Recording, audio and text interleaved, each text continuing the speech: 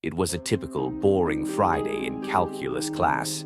Seventh period. Spring break was just around the corner and everyone was getting antsy in their seats.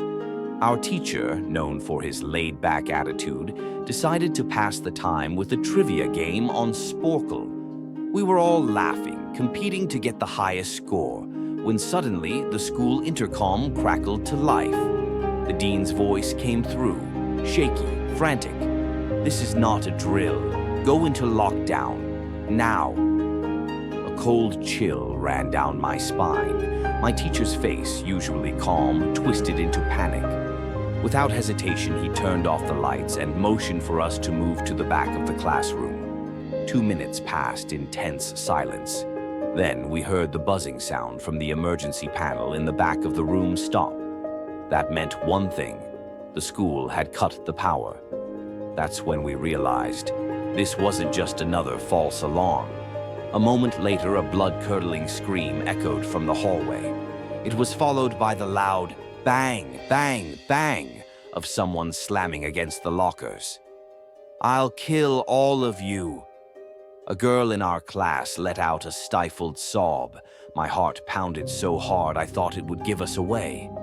Then, suddenly, bang, bang, bang.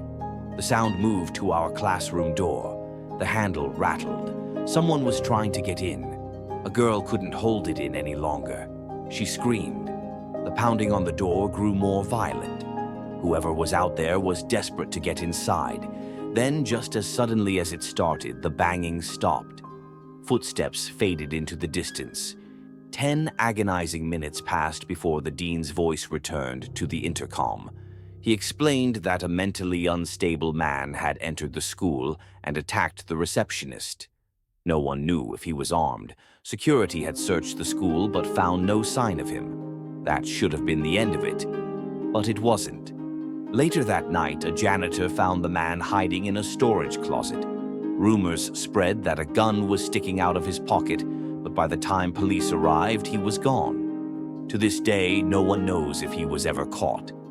But that was just the beginning. The following week, things got even stranger. One afternoon, during class, a folded note slid under our classroom door. "Don't be the last one left." Nobody admitted to writing it. Our teacher cautiously picked it up, but didn't unfold it. Before anyone could say a word, we heard footsteps running down the hallway. Then another scream. A few students gasped, but when we peeked outside, the hallway was empty. We thought it was over, just a prank or a misunderstanding, until we heard a soft tapping on the window. Turning slowly, we saw something standing on the emergency staircase outside, a figure in a school uniform. But it had no face, just a dark, featureless void where its eyes, nose, and mouth should have been.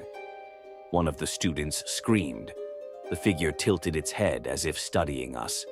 Then, slowly, it raised one hand and pressed it against the glass. Words appeared on the window. "You're in the wrong room." Panic spread through the class. What did that mean? The wrong room? Before we could process it, the school's intercom buzzed again. But this time, the voice that came through was distorted, unnatural. "Anyone who leaves disappears." Our teacher pushed us further into the corner, away from the door. We checked our phones. No signal, no Wi-Fi. Then, the door handle began to turn. Someone was unlocking it from the outside. Our teacher, now visibly shaking, held the door shut. But when we peeked under the gap, there was no one there. So who or what was trying to get in? And more importantly, if we were in the wrong room, then where was the right one?